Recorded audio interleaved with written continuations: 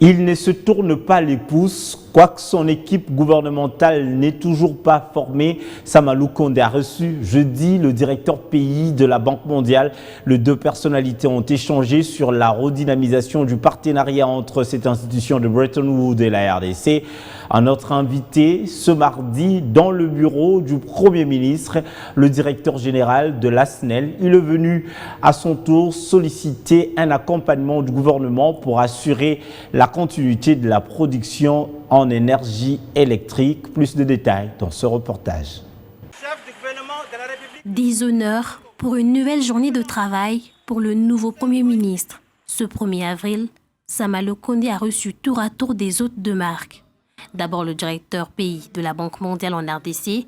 Avec Jean-Christophe Carré, les échanges ont porté sur les questions liées au partenariat entre cette institution de Bretton Woods à l'État congolais. Nous sommes revenus bien entendu sur les secteurs sociaux, puisque c'est une des priorités du chef de l'État. Vous savez qu'on appuie déjà la gratuité de l'enseignement dans le secteur primaire.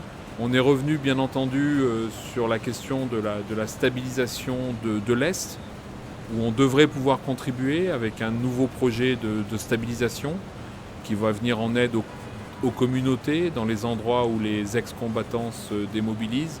Et puis bien entendu, on a abordé la question très importante de la gouvernance.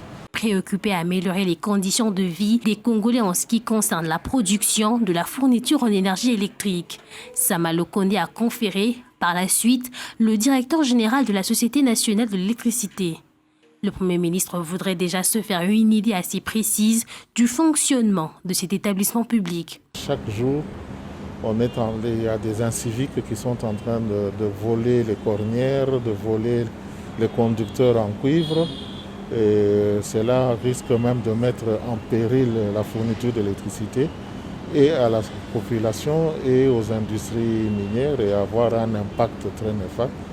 Et le Premier ministre a jugé utile de nous faire venir pour que nous lui donnions des amples explications de façon à lui permettre de prendre justement des mesures pour accompagner la SNEL de façon à ce que nous puissions résoudre le problème, pour que nous puissions assurer la continuité des services. Avant de mettre fin à ces audiences, le formateur du gouvernement a envisagé avec l'ambassadeur suisse accrédité en RDC la possibilité de consolider la coopération entre Kinshasa et Genève.